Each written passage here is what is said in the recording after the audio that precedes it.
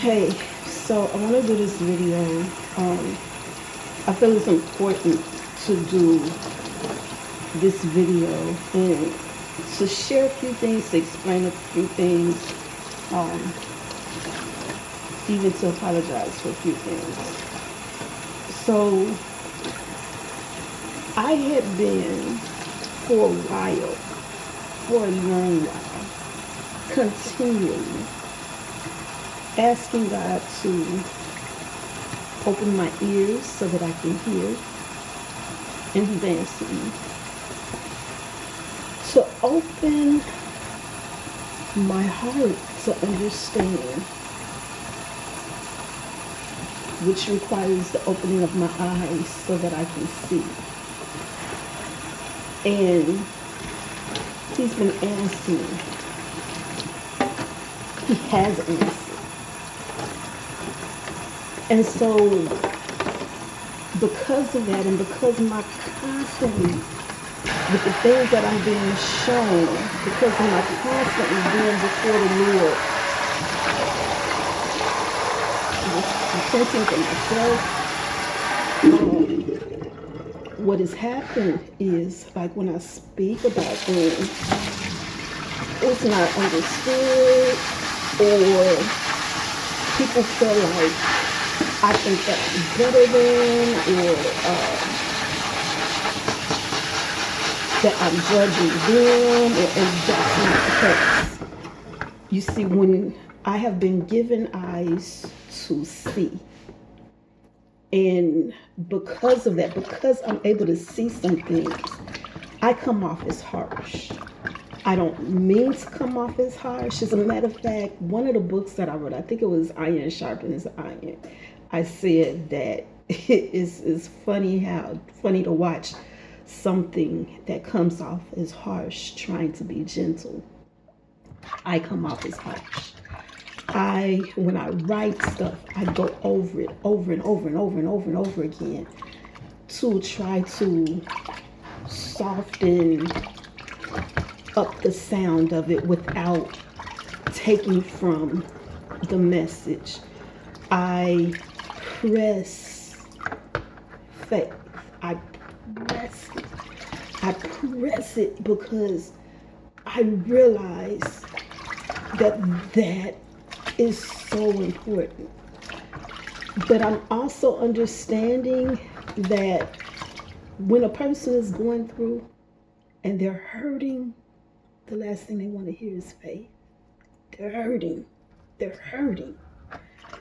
In my press, when I'm pressing something, it's because I'm a warrior. I have been trained for battle. And in my writings, I do that training because I realize that not everybody is getting this. You know, we today are soft in comparison to our generations in the past. We talk hard, but we are soft for real in comparison. People like to fight with their hands, but they fight one another, and that's incorrect. So they've lost the battle. The minute you go to put your fist together and put your hand on another fleshly human being, you've lost the battle. Just period, point blank. The minute you go to fix your tongue and your words to put your mouth on another human being, you've lost the battle. Period, point blank. But that is not understood in this world where that's all we're drilled with.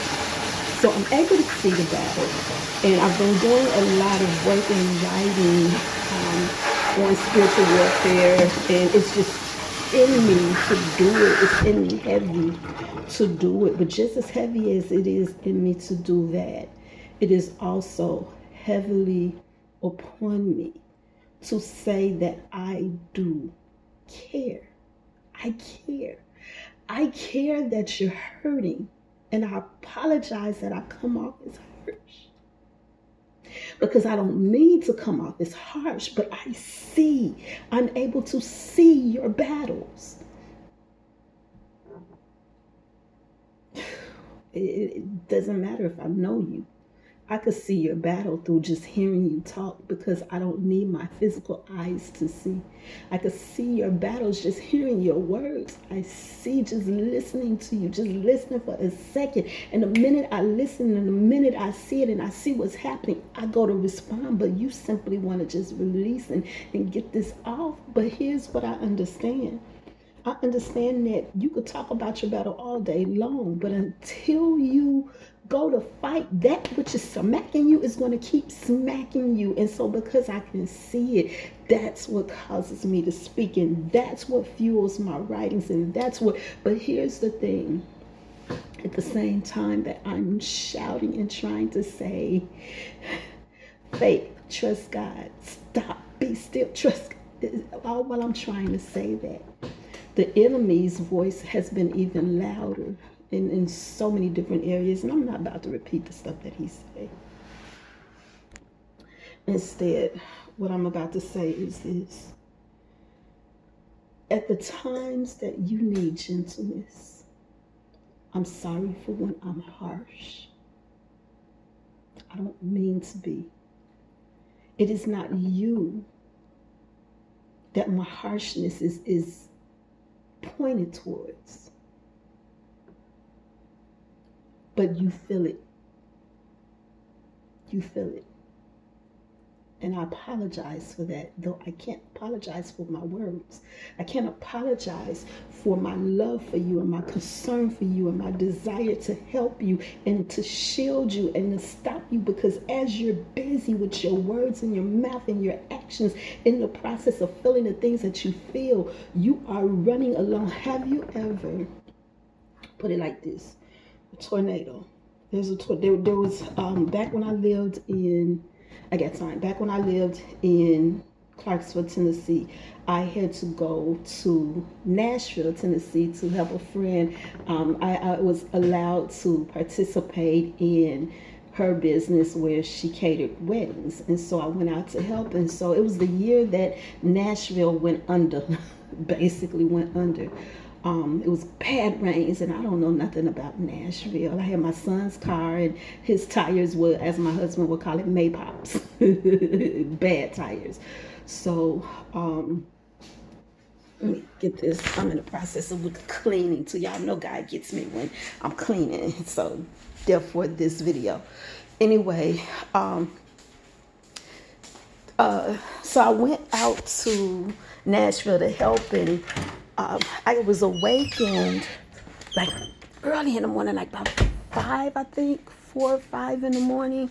I was awakened, and in my being awakened, it was just for me to get up and get dressed. Now she said to me, you know, you can stay, you can stay, you know, and but I was like, no, you know, I got to go, you know. But the Lord was just putting it on me. He woke me up early, and He put it on me. Get ready, go ahead and leave. So when I went out to leave, it was drizzling just a little bit, just a little bit, and then it just kind of stopped. And so I got out, got in the car, and I left, but I missed my turn. What I didn't know is about an hour or so after I left, Nashville went under. Even at her house, the flooding was so bad, the water came all the way up to her porch. Now, these are stairs that you had to go up to get to her porch, and the water was all the way up to the porch because there was a creek behind her house. So, anyway, I'm driving, and it's not, at the time that I'm driving, the rain is not really coming down, right? And so I missed my turn, but I didn't know that I missed my turn. Like, I was listening to, I never forget, Benny Hinn's Preparation for Ministry. That is some tapes to listen to. I was listening to it, and I'm driving down the street, and I missed my turn. So next thing I know, I'm driving through these mountains, like it's curving. And I'm driving, and I'm looking, it's just me in the car. And all of a sudden I start yelling at myself. That's what you get for watching Twister, my favorite movie, Twister, right? It's that part where the cone was silent and they were standing, and all you can see is these mountains, and they were looking up, and they was like, it's gone. And then dude was like, no, we got to get out of here. It's back building. And that came immediately to my mind. And I'm like, no, where am I? I am for real lost. I am lost. So, anyway, I'm driving, and all of a sudden I hear this siren, And because I was trying to get them thoughts out of my head, so I turned my Benny Hinn up loud, and I started hearing this sound. And I turned the Benny Hinn tapes down, and I'm like, hold on, what's that? Because I've never heard a tornado siren before prior to this. And I'm hearing this sound. Now driving through these mountains, and I am scared. Scared. For real, with an exclamation point, a couple of them, about 3 of them. I was scared. So I come out the mountains, and the street is ahead of me, and I don't know where I am. All I'm trying to do is get to the expressway so I can head back in 45 minutes back to the house. I don't know where I am. There's no cars on the street. It's cricket in the morning on the streets, right? Sunday morning. So I'm driving, and I hear this loud siren, and so this car was in front of me coming towards me, but it turns up into this place where it's like, I guess it's like a bank lot or whatever, because I'm scared, y'all. I'm scared. And I turn up right on the side of it, rolling the windows down. I'm like, what is that? I was scared. And the dude answered me. He said, that's a tornado siren. I'm like, a tornado siren? I was out of there. So he was like, well, you just keep driving. The expressway is right there. You can't miss it. Just keep driving. I'm scared, y'all. So I'm like, okay, I don't know where I'm going. So I get on, and I'm driving, and then I'm like driving. He said it's right there, but I'm still driving, and I still hear the siren, and I don't hear anything. So there was a gas station on this side of me, and I don't know where I'm going, right? And so I was supposed to go straight. I turn towards on the right, where the gas station is, but I'm going past it. When I tell y'all, the buckets, it was like a bucket of water. The rain, it was beginning to rain, but it wasn't raining hard. But the rain came down so hard. When I had turned, and I passed just a little bit that gas station, but when I turned, it came down so thick that I could not see before me nothing. Like, it was white. Nothing.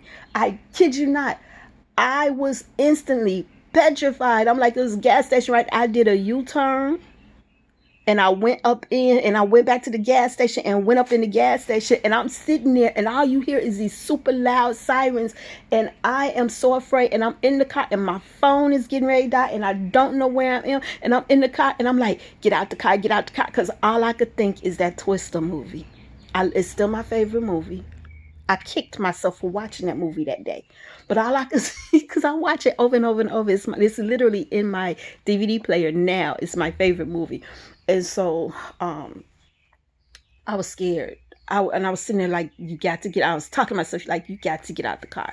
You got to get out the car, go inside. So I put my telephone down in my shirt. And I was like, okay, 1, 2, 3. And I counted. And I counted myself down. And it was like, get out now.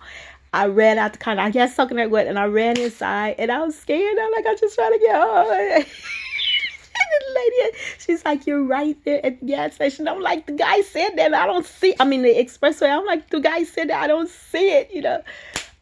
So she let me charge my phone. I called my friend, and I said to her, I don't know where I am. I'm just trying to I'm stuck in the sirens. And at that time that I was talking to her, the waters were rising where it was crazy. And the sirens was going really loud. So then everything calmed down for a while, because she couldn't even figure out where I was. And to this day, I still don't know where I was. I just... So it calmed down. I went to get the rain calmed down. I went to get the gas.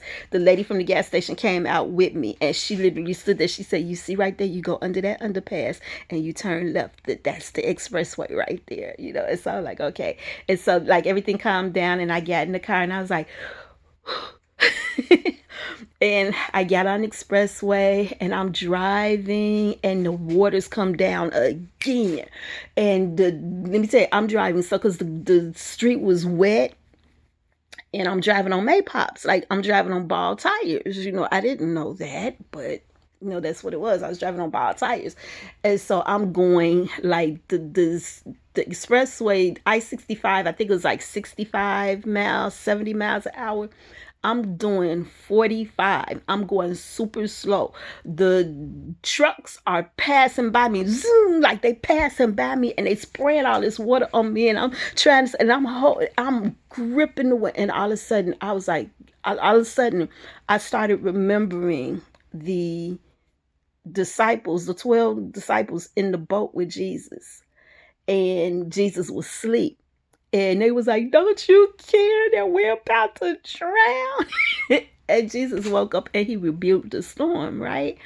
And I started thinking about that. And I'm in this car by myself. But what I had learned a long time ago is that when you by yourself, you're not really by yourself. You know, if there's an empty chair next to you, there's an angel in that chair next to you. I learned this like years ago.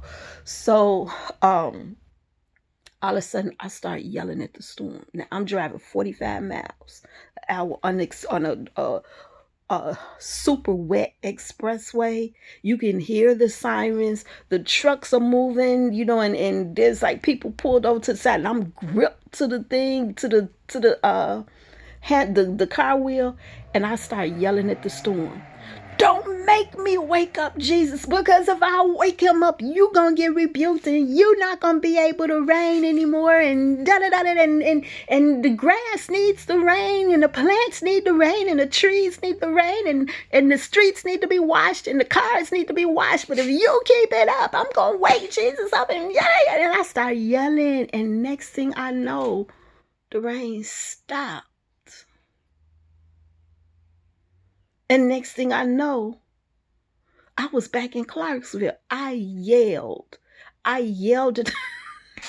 So ever since then, I have been yelling at storms. Like the experiences that I had. Like I did not cry out to Jesus, oh, help me, I'm scared. I did not pull over because I was scared. I yelled at the storm. I told the storm to pass. Storm, you can't last. Go away. I command you to move today. I start yelling. I'm like, I am an ambassador of Christ. I stand in representation of Christ. Jesus said that I would do signs, miracles, and wonders that he did, and greater things would I do, because he went to it. I started yelling, and he said, those who believe, signs, miracles, and wonders will follow us. He's backing us up in it. Like I was yelling, and I was serious. And ever since then, like I said, I've been yelling at storms.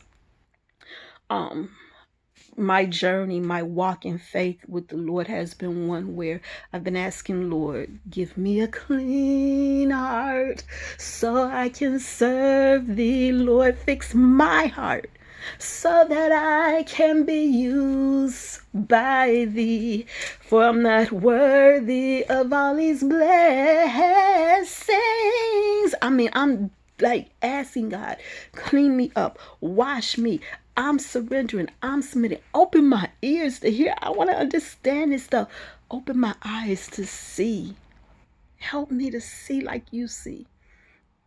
Your word says that we don't see things how you see them. You tell us not to lean upon our own understandings. Help me to understand. I've been asking God to help me, and he's been answering me and blessing me and showing me things. And this is the stuff that I've been speaking, the stuff that I said. I am blessed to be able to sit before the Lord all day long. When I clean, he's getting me, you know. Whether I'm cleaning the house or cleaning myself, he's getting me, you know, and he's pouring into me, and I appreciate that, and I want that. And these are the things out of love that I share. I care. I care, and I know how blindsided a person can be. Hold on one second. My phone about to die. Oh, back in.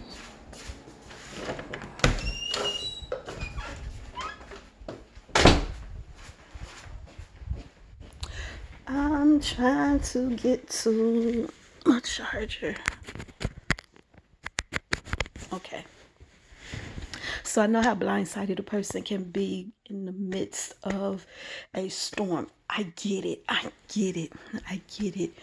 But in being allowed to see different things, only because of all the stuff that I had to go through, And that's what King Jesus say when he says, take the beam out of your own eye first so that you can see, to take the splinter out of somebody else's eye. And so in his taking the beam out of my eye and his showing me and teaching me and cleansing me and fixing me, and his doing that with me, I'm able to see some things, not everything, but in the stuff that I'm able to see, I do speak about it and I do write about it. And again, I apologize if it comes off as harsh when I see certain things. But let me ask you, a child walking towards danger, are you soft in dealing with that child and talking to that child? When you go to warn about something, are you soft with it, or are you like because you're trying to get their attention to stop immediately? So I don't apologize for the things that I say, but I apologize for the fact that it feels to you as being harsh, because that's not my intention. It's not my intention at all to be harsh. I care. I care. I care. I also know that sometimes when a person is, not sometimes, all the time, when a person is acting out of fear, they're more likely to run into danger, not because it's their intent, but because they're acting out of fear. So I press faith over fear all the time. I press it hard. Faith. Trust God. Trust God. Trust God. Be still, because that's what he tells us to do. He tells us to be still. He says the battle is his.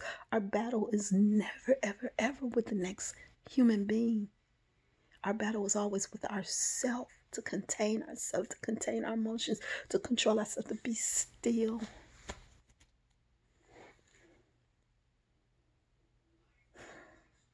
Look at it like this. When, for those of you who have had children, or even for yourself when you was a child and you was young and you had to go and get your immunizations for whatever, children, now I'm talking about a child, not adults, because adults know to like sit there and take it, but a child is like, no. And sometimes a parent has to hold their child so that child can be still, so the child can get whatever that immunization is.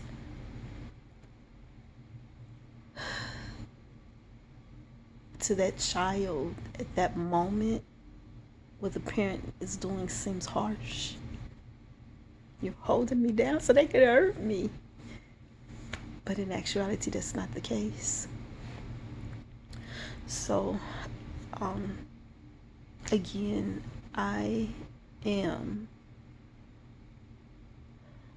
very sorry for those of you who have felt that I have been harsh, or that I don't feel, or that I don't care.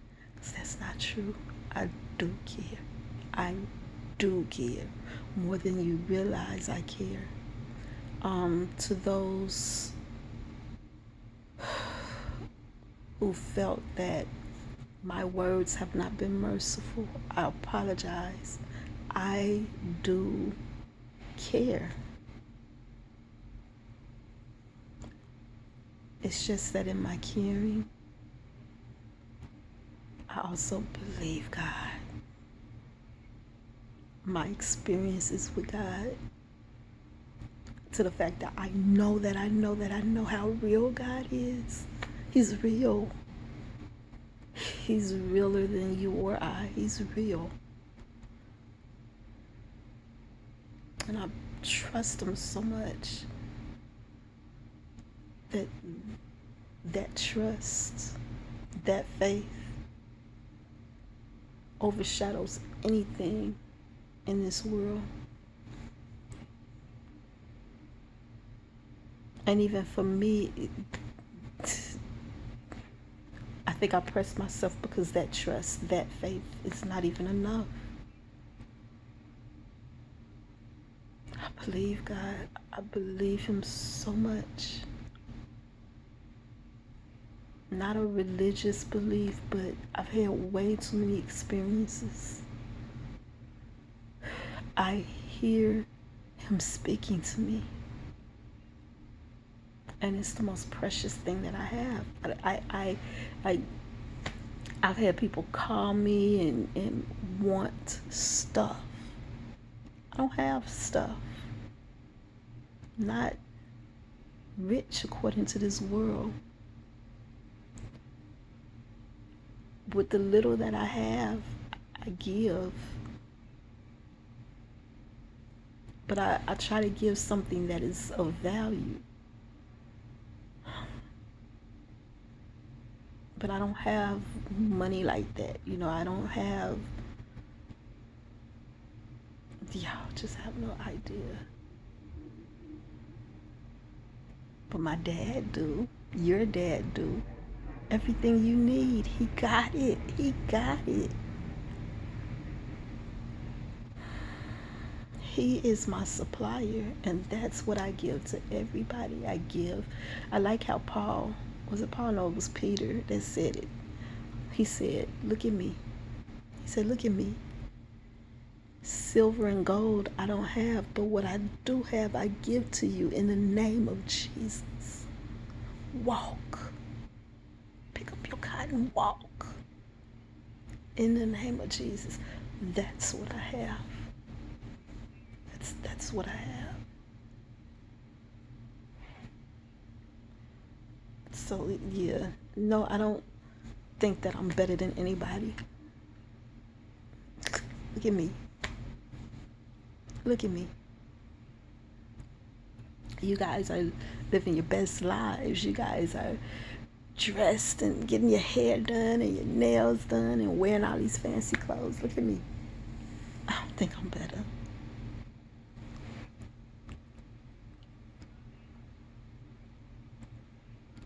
I enjoy what I do. I love what I do. I'm living my dream. But what I love doing, like I don't even watch TV like everybody do. Most people do. I don't do these things. What I enjoy doing is digging into God's word and understanding more and going deeper and studying like it, hearing Him and having Him show me all these things. That's what I enjoy. That's me. I'm simple. We go places, my husband and I, and he asks me all the time, "Are you good?" And I'm like, "Yeah." I don't require my husband to get this for me and get that for me. Although he does say I have expensive taste. I can want a bottle of water that's like $1 and something, some change or whatever.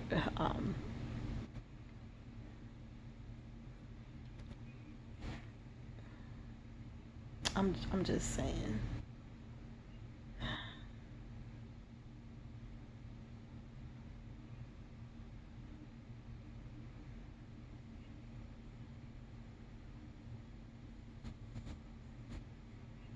I do care.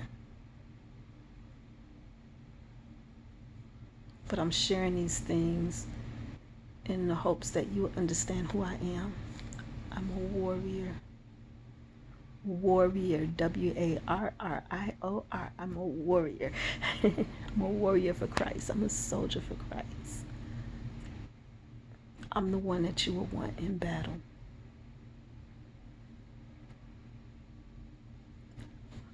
But I train. I'm training and stuff. God has me in a place now of teaching, training. And that's the things that I'm putting together. Training.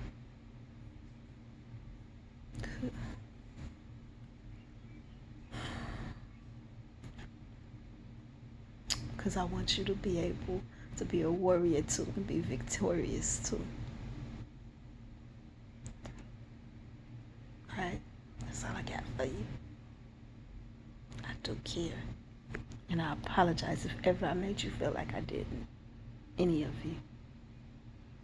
I don't have time to hang out and do all that other stuff because I have to be before the Lord and I have to get this stuff and I have to get it in me. There's the times, and I like how this one pastor put it, like that I'm being trained under now. He says I'm a gimel. He told me to find myself in the Hebraic letters, and one of the areas I found myself is I'm a gimel. That means a camel. In other words, that means that I am able to carry. I go into dry areas and pick up a load, and then come back and deliver it. That's who I am. I'm a gimel. The third letter of the alphabet, the Hebraic alphabet. I'm a gimel. I'm loving it. I'm loving this training that I'm getting now. I'm loving it. I'm loving it. I care. I care for you. I care for you. That's why I write the way I do. That's why I pour out the way I do. All right.